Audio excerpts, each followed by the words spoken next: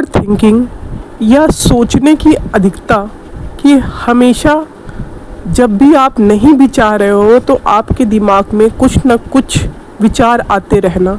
क्या आप जानते हैं कि ये एक दिमागी बीमारी है? इससे बचने के क्या क्या उपाय हो सकते हैं, आज हम इसके बारे में बात करेंगे। ये एक ऐसी बीमारी है जो कि सब कुछ आसपास खुशियों से भरा हुआ संसार होने के बावजूद ओवर थिंकिंग की बीमारी की वजह से हम सब कुछ गवा बैठते हैं और डिप्रेशन का शिकार हो जाते हैं। हर टाइम सोचते रहना या हमेशा नेगेटिव चीज़ों में उलझे रहना या ये सोचते रहना कि आज हमारे पास 100 है तो अगले के पास 1000 क्यों है, अगर हमारे पास 1000 है तो दूसरे के पास लाख क्यों है, या मेरा तो ऐसे बच्चा है उसका ऐसा बच्चा क्यों है, मेरा ऐसा पति है उसका ऐसा पति क्यों है, या बहुत सारी चीज़ें, मकान, दुकान, धन दौलत, ऐसी कोई चीज़ें हैं जो हम कंपैरिजन करें तो जो कुछ हमारे पास होता है उसका भी सुख हम नहीं उठा सकते। ये एक बहुत बड़ी दिमागी और घातक बीमारी है। इससे हमें बचने के तुरंत उपाय करने चाहिए, अपने चिकित्सक से मिलना चाहिए, और नहीं तो अगर ये बीमारी थोड़ा कम है, आप कभी कभी कंट्रोल कर लेते हो, तो इसके लिए कुछ घरेलू उपाय हैं जिनको आजमा के आप बहुत ही आराम से ओवर थिंकिंग की बीमारी से बाहर निकल सकते हो। और अगर आपने अभी ये प्रयत्न नहीं किया तो ये समझिए समय के साथ इतनी ज़्यादा बढ़ जाएगी कि बुढ़ापे में जब आप चल फिर भी नहीं पाओगे, लेकिन आपका दिमाग तो हर टाइम चलता रहेगा। और जो कुछ भी है, हाथ पैर से लंगड़ा लूला आदमी तो फिर भी कुछ ना कुछ कर सकता है अगर उसके माइंड बैलेंस में है, उसका दिमाग अपने काबू में है। पता चल रहा है वो सोने जा रहा है, सोना चाहता है और वो सो नहीं पा रहा है क्योंकि उसको ओवर थिंकिंग की ऐसी परेशानी हो गई है, ऐसी आदत हो गई है, ऐसी बीमारी हो गई है कि वो चाह कर भी उसको नहीं छोड़ पा रहा है। तो आपको समय रहते इसका इलाज करना बहुत ज़रूरी है। इसके लिए सबसे पहला तो ये है, जो आपके आसपास नेगेटिव वातावरण फैलाए, ऐसे लोगों को, ऐसी सिचुएशन को आपको या तो अवॉइड करना है। उसको आप अगर एक्सेप्ट नहीं कर सकते और उस आपकी इसकी वजह से बीमारी बढ़ती जा रही है तो आप ऐसे लोगों को छोड़ने की कुछ भी कीमत हो, आप उन लोगों को पहले तो छोड़िए जो कि आपको हर टाइम सोचता रहने पे मजबूर करते हैं या डिप्रेशन का शिकार बनाने की कोशिश करते हैं, या हमेशा आप में कमियां निकालते रहते हैं, आपको हतोत्साहित करते रहते हैं, आपको किसी न किसी तरीके से डाउन करने की कोशिश में लगे रहते हैं। भले वो आपके सामने कुछ भी नहीं है, लेकिन वो कुछ लोगों को ऐसी बीमारी होती है कि मैं अगर अपनी तारीफ बार बार करूँगा तो दूसरे को लगेगा कि मैं सच में उस काबिल हूँ। आपकी काबिलियत दूसरे बोले तब तो अच्छी बात होती है, लेकिन अपनी काबिलियत खुद बोलना तो इससे बड़ा मूर्ख और इससे बड़ा बीमार आदमी या व्यक्ति तो हो ही नहीं सकता दुनिया में। सबसे पहला तो जो अपनी तारीफ करता है उससे बड़ा ज़्यादा मेंटल डिसीज़ का शिकार कोई होता ही नहीं है। इसलिए सबसे पहले तो आप अपनी तारीफ़ करना, आप अपने पति, अपने बच्चे, हर टाइम अपनी तारीफ़ करने की कोशिश करना। आप अपनी बीमारी को सबके सामने ऐसे पेश कर रहे हो, पीछे पीछे सब आपकी मजाक उड़ा रहे होंगे, हंसी उड़ा रहे होंगे। अगर आप अच्छे हो, आपका बच्चा अच्छा है, आपका पति अच्छा है, आपका घर अच्छा है, आपका बिहेवियर अच्छा है, आपकी शक्ल अच्छी है, या आपकी कुछ भी ऐसी चीज़ें हैं जो सबको दिखाई पड़ती है, कुछ भी छुपता नहीं है, सच सबको दिखाई देता है। इसलिए आप इस भ्रम में मत रहिए कि आपके बार बार कहने से आपको कोई चीज़ किसी के सामने आप बार बार रखोगे कि ये मैं अच्छी, या मैं अच्छा, या मेरी बेटी अच्छी, या मेरा बेटा अच्छा, या ये बहुत अच्छा, वो बहुत अच्छा। कहने से कुछ नहीं होता, ये सब महसूस करने से होता है। जो जो महसूस करता है वो जानता है। उसके सामने बोलने का मतलब है कि सिर्फ अपने आप को आप पूरी तरह से पागल पेश कर रहे हो। और इस तरह का आदमी हर टाइम सोचता रहता है कि अब अगले के सामने हम अपने को कैसे पेश करें। इस चक्कर में वो हर टाइम ओवरथिंक, हर टाइम सोचता रहता है। और वो जो मोमेंट होते हैं, जो उस समय के मोमेंट होते हैं, उनको ना इंजॉय कर पाता है, ना ही सुकून पाता है।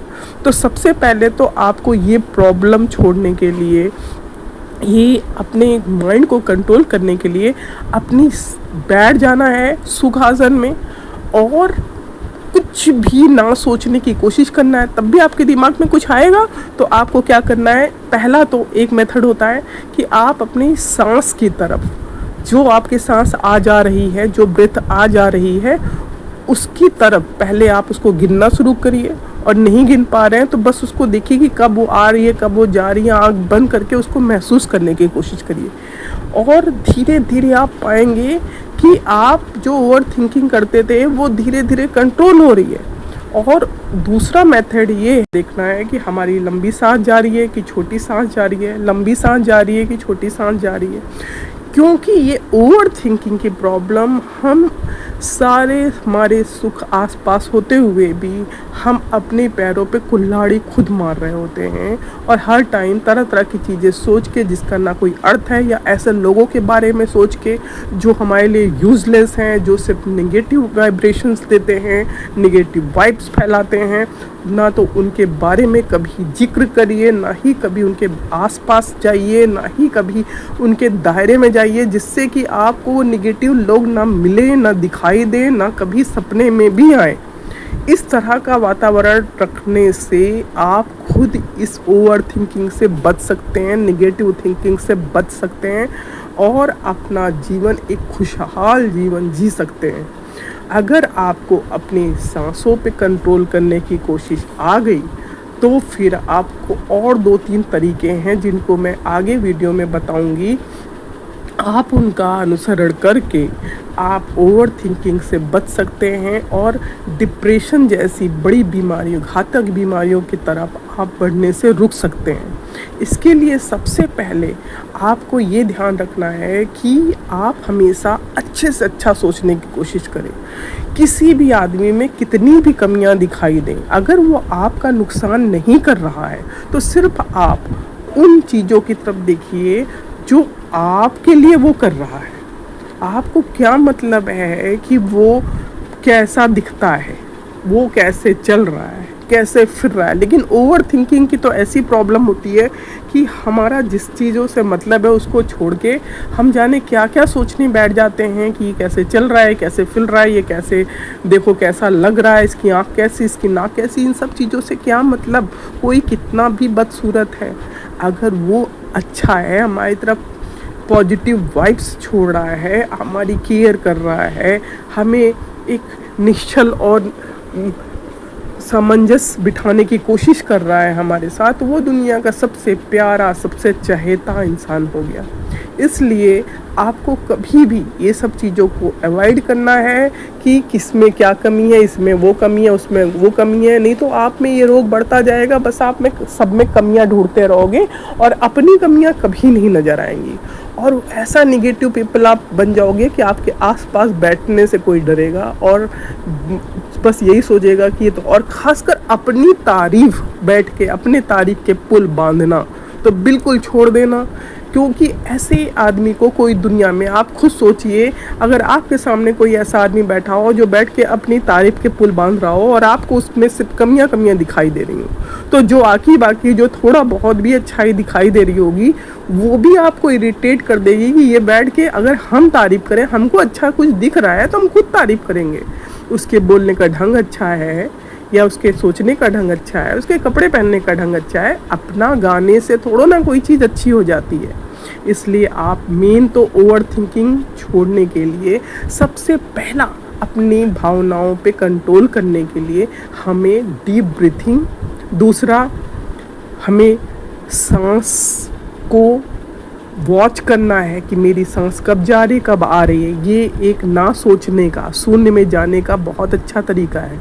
उसके अलावा ओवर थिंकिंग सच में बहुत बड़ी समस्या है हमारे समाज में, और ये खाली 1-2% में नहीं, 10% में नहीं, 80-90% इसके शिकार हैं।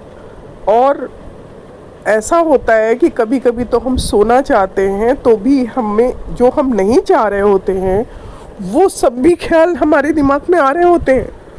और ऐसी ओवर थिंकिंग जिसकी ना तो कोई इम्पोर्टेंस है और ना ही अब हमारे जीवन में उसकी कोई वैल्यू है, ना ही वो हमारा कुछ अच्छा कर सकता है, सिर्फ हमें हार्म पहुंचा सकता है। लेकिन उसके बाद भी हम क्या करते रहते हैं कि उसी के बारे में सोचते रहते हैं, उसी के बारे में सोचते रहते हैं। तो यहाँ पर मैंने 3 मेथड जो ख़ास हैं हमारे। पहली, आप गायत्री मंत्र का जाप कर सकते हो, ओम भूर्भुवः स्वः तत्सवितुर्वरेण्यं भर्गो देवस्य धीमहि धियो यो न प्रचोदयात्। उसके अलावा सेकंड मेथड, आप ओम ओम ओम का उच्चारण कर सकते हो, ये भी वर्क करता है। और एक सबसे बड़ा उपाय जो हमारे योगी ऋषि करते थे, अपनी सांसों की तरफ कंसंट्रेट करना, लगातार अपनी सांस को सुनना। आप कहोगे सांसों को सुनने से क्या होता है? सांसों को सुनने से ही सब कुछ होता है।